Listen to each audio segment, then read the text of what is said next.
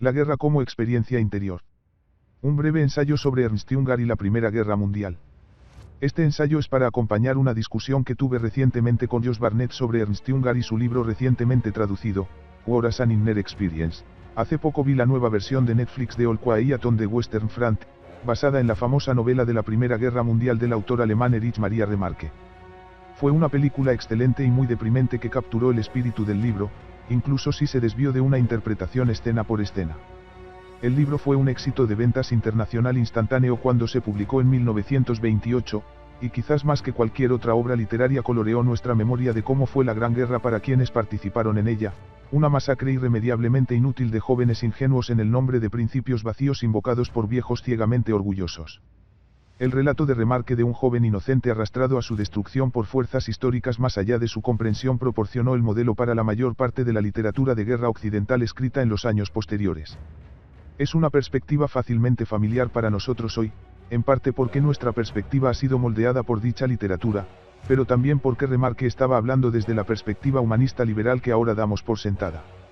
En cierto modo, el bando de Remarque ganó la Primera Guerra Mundial aunque su país la perdió. Fue necesario que el compatriota de Remarque y compañero soldado alemán Ernst Jünger nos proporcionara un relato de uno que realmente estaba en el lado perdedor. Leer a Ernst Jünger es como hurgar en una cápsula del tiempo, ya que su conciencia tomó forma en el viejo mundo, antes de que los valores e ideologías que damos por sentados se hicieran evidentes. El libro por el que es más famoso, Tormenta de Acero, se basó en sus diarios de guerra que describen la vida en el frente y no parpadea en su estilo y enfoque. Su interpretación directa de la experiencia del campo de batalla lleva pocos adornos y nada de sentimentalismo. Si All Quiet on the Western Front es el relato de un soldado que retrocedió y mantuvo a raya el horror de la guerra, Storm of Steel es el relato de alguien que se zambulló en ella de cabeza. Poco tiempo después de publicarlo, Jünger escribió otro libro corto llamado War as an Inner Experience, un estruendoso manifiesto sobre la metafísica del combate armado que tiene el estilo lírico y las especulaciones filosóficas que Jünger fue lo suficientemente disciplinado como para dejar fuera de Storm of Steel. Fue la guerra la que hizo de los hombres y de su época lo que son. Nunca antes una generación había vuelto a la luz de la vida saliendo por una puerta tan oscura y poderosa como la de esta guerra. Y no podemos negar, por mucho que algunos quisieran, la guerra, padre de todas las cosas, nos ha martillado, cincelado y endurecido hasta lo que somos. Y siempre, mientras la rueca de la vida siga girando dentro de nosotros, esta guerra será su eje. Este padre, nos ha educado para luchar, y seguiremos siendo luchadores mientras vivamos. Es cierto que ahora parece estar muerto, sus campos de batalla abandonados y de mala reputación, como cámaras de tortura y horcas montadas, pero el espíritu guerrero se ha trasladado a sus sirvientes del frente y nunca se aparta de su lado. Él está dentro de nosotros, y está, por lo tanto en todas partes, porque somos nosotros los que damos forma al mundo, no al revés. No lo oís rugir en 1000 ciudades, no oís sus truenos a nuestro alrededor, como en los días en que las batallas nos envolvieron. No ves su llama brillando en los ojos de cada uno de nosotros. A veces duerme, pero, entonces, la tierra tiembla, y brota hirviendo de la boca de todos los volcanes. Como hijos de una época embriagada por la materia, el progreso nos parecía la perfección. La máquina era la clave para la semejanza a Dios, el telescopio y el microscopio eran nuestros órganos de percepción. Pero debajo de esa coraza siempre pulida y reluciente, debajo de todas las vestiduras que llevábamos como magos, permanecíamos desnudos y crudos como los hombres del bosque y de la estepa. Todo esto quedó claro cuando la guerra desgarró las comunidades de Europa, cuando detrás de banderas y símbolos ante los que algunos hacía tiempo sonreían incrédulos, nos enfrentamos por una antigua decisión. Allí, el verdadero hombre se compensó en una orgía apresurada por todo lo que se había perdido. Allí, sus instintos, demasiado tiempo reprimidos por la sociedad y sus leyes, se convirtieron en lo único sagrado y la última justificación. Y todo lo que había moldeado su cerebro en formas cada vez más nítidas a lo largo de los siglos solo sirvió para aumentar la fuerza de su puño al máximo grado. Ernst Jünger nació en 1895 y murió en 1998 a la edad de casi 103 años. Fue lúcido y brillante, con la memoria intacta, hasta el final de su vida. Su conciencia se había endurecido en su forma final cuando el humanismo liberal era todavía una ideología marginal fuera del mundo anglosajón que lo concibió. Las últimas entrevistas de Jünger podrían ser lo más cerca que podemos estar de llevar una máquina del tiempo a principios del siglo pasado para hablar con el tipo humano que nos precedió. Jünger era realmente brillante y, como muchos hombres brillantes, era un mal estudiante. Estaba ansioso por pelear incluso antes de terminar la escuela. Cuando tenía 17 años, usó su único dinero para comprar un revólver y luego se escapó para unirse a la Legión extranjera francesa. Su padre era un hombre prominente en Alemania y pudo persuadir al Ministerio de Relaciones Exteriores alemán para que lo ayudara a rastrear a su hijo descarriado en Argelia y sacarlo de la Legión sin penalización. Pero eso fue en 1913, y dentro de un año no estaría luchando por los franceses, sino contra ellos.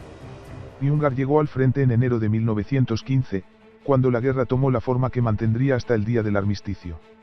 Luchó en la batalla de Somme, donde unos 60.000 soldados británicos fueron masacrados el primer día, y en Passchendaele, la tercera batalla de Ypres, conocida por el barro que hundía a los soldados hasta el cuello antes de succionarlos hasta la muerte.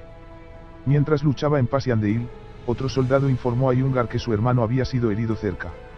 Jungar no sabía que su hermano estaba en ningún lugar del área, pero ordenó a 2 hombres que lo acompañaran con 2 postes de carpa y lonas como camilla, y bajo intenso fuego logró encontrar y rescatar a su hermano minutos antes de que las tropas británicas invadieran el área.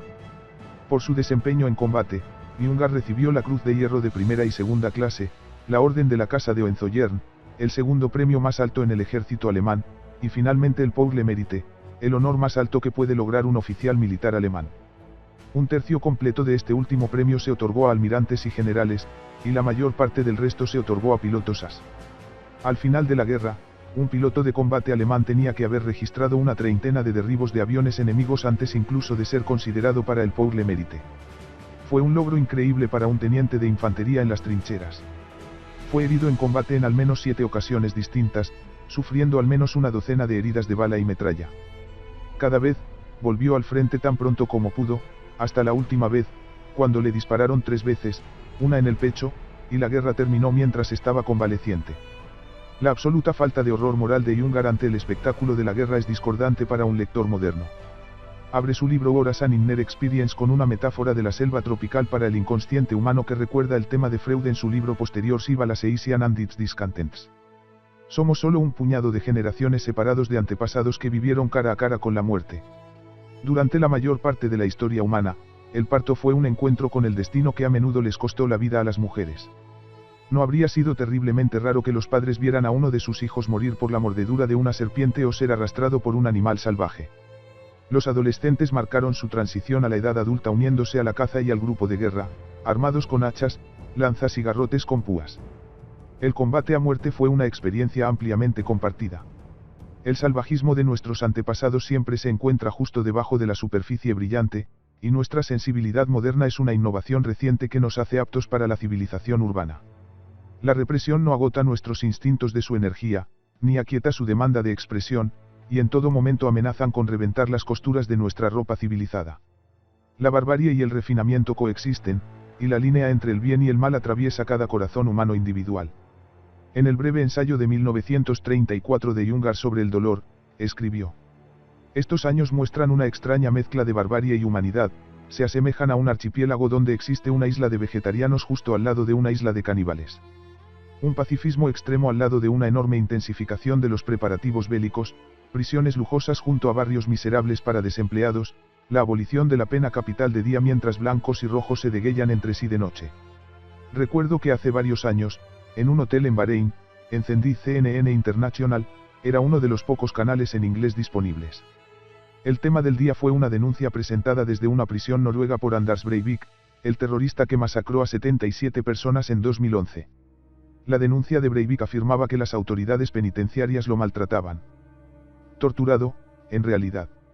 Enumeró sus quejas en el informe, y entre ellas estaba la acusación de que no se le permitía tener una consola de juegos PlayStation actualizada en su dormitorio.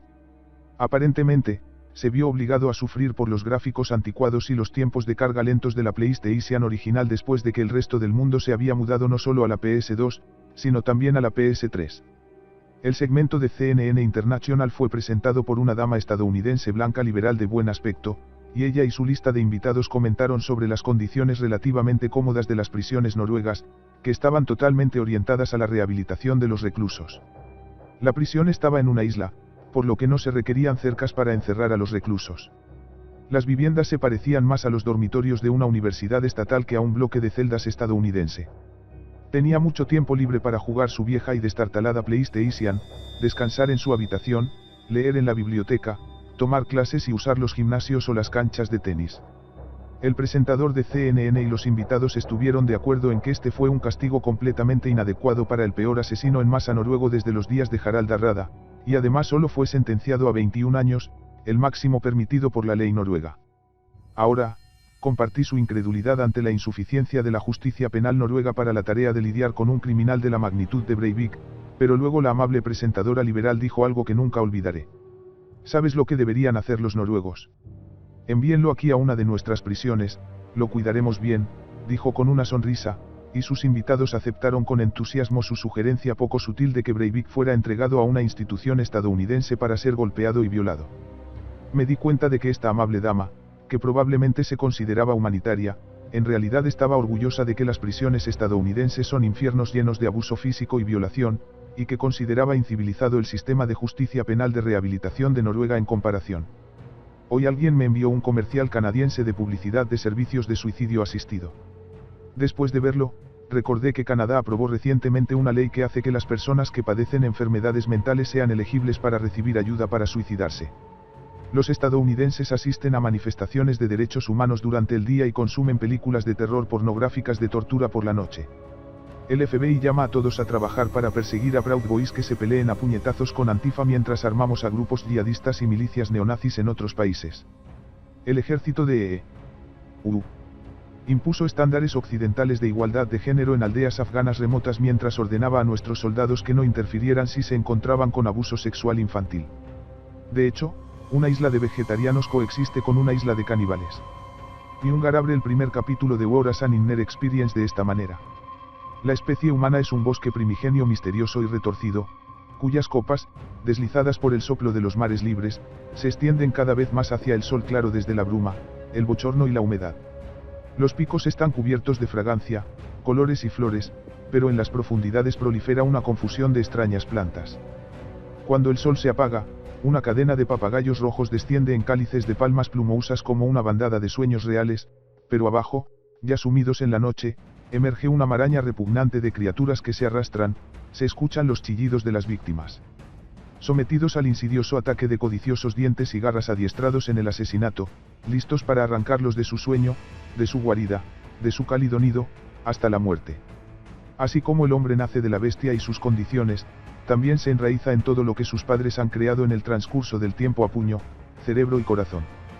Es verdad que el color salvaje, brutal, cegador de los brotes ha sido alisado, pulido y sometido a lo largo de los milenios en los que la sociedad ha refrenado los impetuosos deseos y lujurias.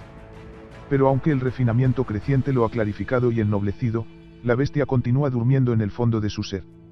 Todavía hay mucho de bestia en él, una bestia que duerme dichosa sobre las cómodas alfombras taraceadas de una civilización pulida, limada, tejida, sin hacer ruido, envuelta en hábitos y formas agradables. Pero cuando la curva de la ola de la vida vuelve a la línea roja de lo primitivo, la máscara cae y, desnuda como siempre, la bestia irrumpe. La era de la guerra limitada del siglo XVIII en Europa fue uno de los periodos más civilizados y refinados de la historia militar. Las batallas se libraron entre profesionales dispuestos, las apuestas eran limitadas, los civiles se vieron poco afectados y los enemigos derrotados fueron tratados con dignidad y respeto. Esta era llegó a su fin con la Revolución Francesa, ya que otros países se adaptaron a los nuevos métodos de movilización total y guerra popular de Napoleón. Comenzando con los franceses en 1789, los revolucionarios de toda Europa rechazaron toda estructura y moderación civilizadoras y, en cambio, adoptaron una estrategia que se basaba en la emoción extrema y el entusiasmo de las masas. Individualmente, los revolucionarios sacrificaron el orden y la estructura de sus vidas, por ejemplo, de la familia, en favor del asunto orgiástico, y colectivamente, derrocaron el orden existente elevando la intensidad emocional hasta que la sociedad vibró con energía y finalmente estalló. En la guerra contra sus enemigos, los regímenes revolucionarios desde Francia hasta Rusia rechazaron todas las limitaciones a su violencia.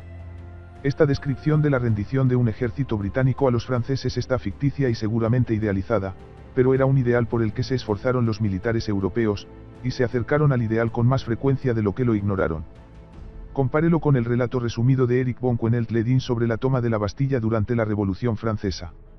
El gobernador de la Bastilla, M. Delaunay, un liberal ilustrado, tenía a su disposición una pequeña guarnición de guardias suizos y algunos veteranos inválidos cuando la turba finalmente se reunió alrededor del edificio el 14 de julio. Solo ofreció una resistencia simbólica. Los delegados del Cabildo y 2 designados de la chusma fueron recibidos e invitados a acompañar al gobernador en su comida. Mientras tanto, se bajó el puente levadizo del patio exterior y se apuntaron los cañones al patio interior. Los soldados, sintiendo que tenían un comandante débil, se rindieron. Después de una tortura atroz, el gobernador, implorando a los monstruos que lo acabaran, finalmente recibió el golpe de gracia. Un joven cocinero que sabía cómo manejar la carne le cortó la cabeza con un pequeño cuchillo de cocina y la llevó triunfalmente hasta altas horas de la noche. 3 oficiales también fueron asesinados diabólicamente, 2 de los inválidos que una vez habían luchado heroicamente por Francia fueron ahorcados por la multitud aulladora y, sin poder satisfacer su sed de sangre, las manos de un guardia suizo fueron cortadas. La sorpresa llegó cuando los vencedores encontraron solo 7 prisioneros. 4 eran falsificadores que se marcharon rápidamente, 2 dementes, estaban allí para ser observados, y 1 era un joven disoluto de noble ascendencia que se consideraba el verdadero héroe del día por haber arengado al pueblo con frases revolucionarias, así era el infame Marqués de Sade. En definitiva, una actuación nauseabunda y vergonzosa. La derrota de Napoleón y el poder abrumador del Imperio Británico limitaron el número de guerras intraeuropeas en el siglo XIX, de modo que en 1914 era posible que los poderes gobernantes de Europa creyeran que todavía vivían en una era de heroísmo y caballerosidad. Esa ilusión, por supuesto, se hizo añicos en las primeras semanas de la Primera Guerra Mundial. La experiencia europea de la Primera Guerra Mundial no estaba relacionada con la del soldado moderno en Irak o Afganistán, ni siquiera con la de Vietnam o Corea. La guerra no era algo a lo que fuiste o en lo que participaste como una experiencia contenida, fue una realidad que te envolvió y te venció como una tormenta, y estuviste en ella hasta que moriste o la guerra terminó. Aún así, considere los efectos culturales y políticos de la guerra de Vietnam en los Estados Unidos. Aunque menos del 10% de la población masculina elegible luchó en Vietnam, la experiencia llevó a nuestra sociedad al punto de ruptura y dejó heridas que todavía nos cojean 50 años después. Ahora compare eso con la experiencia francesa en la Primera Guerra Mundial, en la que se movilizó el 44% de la población masculina, y casi 1 de cada 3 hombres en edad militar resultó muerto o herido. 1 de cada 4 de la cohorte masculina nacida en 1894 murió en la guerra. Durante muchos años después de la guerra, varios deportes olímpicos se extinguieron en Francia por falta de hombres que participaran en ellos. Estos números se acercaron a Alemania, Italia, Austria-Hungría, Gran Bretaña y el Imperio ruso. Millones de niños menores de 18 años fueron alimentados a la picadora de carne. Un mayor porcentaje de hombres jóvenes descendió a las trincheras en 1914 a 1918 que los que van a la universidad hoy en día en los Estados Unidos, y pasaron la misma cantidad de tiempo allí, si es que sobrevivieron tanto tiempo. La miseria de la vida en la trinchera no se puede comparar con la experiencia de la guerra de maniobra moderna y de alta tecnología. Los hombres vivían en el barro, cubiertos de pulgas y piojos, luchando contra hordas de alimañas mientras la tensión de una muerte inminente y aleatoria se cernía sobre ellos en todo momento. La muerte y el asesinato se convirtieron en rutina. Cuando la batalla era intensa, los muertos y heridos no podían ser evacuados, y había que pasarlos por encima y dormir junto a ellos en la trinchera fangosa. Los cadáveres de los amigos yacían apilados en un rincón, y uno montaba guardia para ahuyentar a las ratas hambrientas. Los hombres se despertaban y se dormían con el olor a descomposición. Ungar escribe. La decadencia. Muchos hombres perecieron, sin cruz o entierro montañoso, bajo la lluvia, el sol y el viento. Las moscas zumbaban en espesas nubes alrededor de su soledad, una niebla húmeda revoloteaba a su alrededor. El olor a hombre en descomposición era inconfundible, intenso, dulzón y repugnante como papilla. Después de grandes batallas, se cernía tan pesadamente sobre los campos que incluso los más hambrientos se olvidaban de comer. A menudo, un escuadrón de camaradas descarados aguantó interminablemente durante días en las nubes de la batalla, atrapados en alguna trinchera desconocida o en una hilera de cráteres, como náufragos en un huracán aferrados a un mástil destrozado. La muerte había hundido su guadaña en el suelo, campos de cadáveres ante ellos, cegados por sus balas, al lado y entre ellos los cadáveres de los camaradas, la muerte misma en ojos que yacían extrañamente fijos en rostros hundidos, que recordaban el realismo espantoso de las viejas imágenes de crucifixión. Casi languideciendo, se agazaparon en la decadencia que se hizo insoportable cuando una de las tormentas de hierro revolvió los cadáveres, coagulados, y arrojó por los aires los cuerpos destrozados. ¿De qué servía cubrir a los nuevos muertos con arena y cal, o cubrirlos con sábanas, para escapar a la vista constante de aquellos rostros negros e hinchados? Eran demasiados, la pala siempre se encontraba con otro cuerpo enterrado. Todos los misterios de la trinchera yacían a la luz del sol, un horror ante el cual palidecen las pesadillas más salvajes. El cabello caía en mechones de los cráneos como el follaje de los árboles en otoño. La carne de algunos cadáveres se tornaba verdosa, como la de un pez, y brillaba de noche entre los uniformes andrajosos. Si se pisaban, las botas dejaban huellas fosforescentes. Otros se secaron hasta convertirse en momias calcáreas que se descomponían lentamente. Y otros, la carne se despegaría de los huesos como gelatina de color marrón rojizo. En las noches más bochornosas, los cadáveres hinchados se despertaban como espíritus, los gases escapaban de sus heridas, silbando y echando espuma. Sin embargo, lo más terrible de todo fue el enjambre que emergió estallaron, cadáveres que consistían, en su interior, en nada más que una masa de gusanos. ¿Por qué debería ahorrarte los nervios? No estuvimos nosotros mismos una vez, durante 4 días completos, acostados en una trinchera rodeados de cadáveres. No estábamos todos, vivos y muertos, cubiertos por una densa alfombra de moscas de color negro azulado. Podría empeorar. Sí, porque entre los laicos muertos con los que habíamos compartido algunas vigilias, algunas botellas de vino, algunas hogazas de pan. Una vez, durante una interminable vigilia nocturna en el rincón oscuro de una trinchera, junto con un viejo guerrero, le pedí en voz baja que me contara una historia, una verdadera, sobre su experiencia más espantosa. En breves pausas, con el cigarrillo encendido bajo el casco de acero y proyectando una aura rojiza en su rostro demacrado, esto es lo que me dijo. Al comienzo de la guerra, asaltamos una casa que había sido una posada. Entramos a la fuerza en el sótano con barricadas y luchamos en la oscuridad, animados por una amargura animal, mientras encima de nosotros el edificio ya ardía. De repente, probablemente provocado por el calor del fuego, un orquestador mecánico se iluminó y comenzó a tocar música. Nunca olvidaré la estridencia despreocupada de esa música bailable, mezclada con los gritos de los soldados y los jadeos de los moribundos. No predique el humanismo liberal a los europeos que experimentaron eso. Toda una generación de hombres europeos pasó años viviendo la pesadilla que acaba de describir Jungar, y es absolutamente necesario recordar que si queremos tener alguna comprensión de lo que hicieron los bolcheviques, el NSDAP, las milicias callejeras de la década de 1920 y los millones de la Segunda Guerra Mundial se levantó en los años siguientes. Una de las lecciones de la Primera Guerra Mundial, una lección que la propaganda y la experiencia personal inculcaron profundamente en las mentes jóvenes y en desarrollo, fue que el salvajismo absoluto a veces era necesario y justificado para lograr un resultado social o político deseable. La vida humana individual era increíblemente barata y no contaba para nada cuando se la comparaba con principios éticos o políticos más amplios. ¿Qué es una paliza o un asesinato, una bala o una bomba, frente a lo que se les acababa de ordenar a estos hombres en nombre de todo lo que era bueno y santo?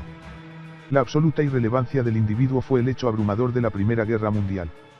Compárelo con una batalla antigua, cuando los ejércitos enemigos se encontraron en un campo de batalla y se decidió un ganador en cuestión de horas. Las tácticas importaban, pero la mayoría de las veces las tácticas empleadas por cada bando eran similares, y la habilidad, la disciplina, la fuerza y el coraje de los hombres podían determinar el curso de una batalla. En la Primera Guerra Mundial, batallas como Verdun o Somme duraron meses e involucraron a millones de hombres. El objetivo no era derrotar al enemigo, sino presionarlo y apoyarse en él hasta que algo cediera. Estos no eran concursos de habilidad o fuerza, sino de organización y control, de los cuales la sociedad podía organizarse para arrojar hombres y material al enemigo de la manera más eficiente y sostenible hasta que los tendones sociales, políticos y económicos de un lado se rompieran y cayeran por agotamiento. En Blueprint for Armageddon, Dan Carlin cita al periodista estadounidense Richard Harding Davis, quien fue testigo de la entrada del ejército alemán en Bruselas 3 semanas después de la Primera Guerra Mundial. La entrada del ejército alemán en Bruselas ha perdido la calidad humana. Se perdió tan pronto como los 3 soldados que dirigían el ejército entraron en bicicleta en el Boulevard du Regent y preguntaron el camino a la Gare du Nord. Cuando pasaron, la nota humana pasó con ellos. Lo que vino después de ellos, y 24 horas después sigue viniendo, no son hombres marchando, sino una fuerza de la naturaleza como un maremoto, una avalancha o un río desbordándose. A la vista de los primeros regimientos del enemigo, nos llenamos de interés. Después de haber pasado durante 3 horas en una columna ininterrumpida de color gris acero, nos aburrimos. Pero cuando pasaba hora tras hora y no había alto, ni tiempo para respirar, ni espacios abiertos en las filas, la cosa se volvía extraña, inhumana. Volviste a mirarlo, fascinado. Tenía el misterio y la amenaza de la niebla rodando hacia ti a través del mar. Ayer, el mayor general von Jarodsky, gobernador militar alemán de Bruselas, aseguró al burgomaestre Max que el ejército alemán no ocuparía la ciudad, sino que la atravesaría. Todavía está pasando. He seguido en campañas a 6 ejércitos, pero, no he visto uno tan bien equipado. No me refiero a las cualidades de combate de ningún ejército, solo al equipo y la organización. El ejército alemán ingresó a esta ciudad de manera tan suave y compacta como un Empire State Express. No había paradas, ni lugares abiertos, ni rezagados. Este ejército ha estado en servicio activo durante 3 semanas, y hasta el momento aparentemente no falta un barbijo o una herradura. Llegó con el humo que salía de las estufas sobre ruedas, y en una hora había instalado los vagones de la oficina de correos, desde los cuales los mensajeros montados galopaban a lo largo de la línea de columnas que distribuían cartas y en los que los soldados colocaban postales. La infantería entraba en filas de 5, 200 hombres por cada compañía, los lanceros en columnas de 4, sin que falte un banderín. Los cañones de disparo rápido y las piezas de campo pasaban una hora a la vez, y cada cañón con su cajón y vagón de municiones tardaba 20 segundos en pasar. Los hombres de infantería cantaban Patria, patria mía. Entre cada verso de la canción dieron 3 pasos. A veces, 2000 hombres cantaban juntos en ritmo y compás absolutos. Cuando la melodía cedió, el silencio solo fue roto por el taconeo de unas botas herradas, y luego volvió a sonar la canción. Cuando cesó el canto, las bandas tocaron marchas. Le seguían los estruendos de los cañones de asedio, el crujido de las ruedas y de las cadenas al chocar contra los adoquines y las agudas voces de campana de los clarines. Durante 7 horas pasó el ejército en una columna tan sólida que ni un taxi ni un trolebús pasaron por la ciudad. Fluyó como un río de acero, gris y fantasmal. Luego, cuando llegó el anochecer y miles de cascos de caballos y miles de botas de hierro continuaron avanzando, sacaron pequeñas chispas de las piedras, pero los caballos y los hombres que golpeaban las chispas eran invisibles. A medianoche todavía pasaban carros de carga y cañones de asedio. A las 7 de la mañana me despertó el paso de hombres y bandas que tocaban alegremente. Si marcharon todo el día o no, no lo sé, pero durante 26 horas el ejército gris irrumpió con el misterio de la niebla y la pertinacia de una apisonadora. Ese pasaje solo describe la vanguardia de la maquinaria bélica alemana, y solo indirectamente se refiere al motor invisible que respalda los requisitos económicos, logísticos y de entrenamiento para mantener una fuerza como esa en el campo durante años. ¿Qué valor podría tener el propio Aquiles en tal guerra? Los héroes más valientes fueron derribados por disparos aleatorios y anónimos y aplastados en el barro por los cascos de los caballos y las orugas de los tanques. En el pasado, la guerra estuvo coronada por días en los que morir era una alegría, elevándose sobre los tiempos como relucientes monumentos de coraje varonil. La trinchera, en cambio, ha convertido la guerra en un oficio y a los guerreros en jornaleros de la muerte, molidos por la cruenta cotidianidad.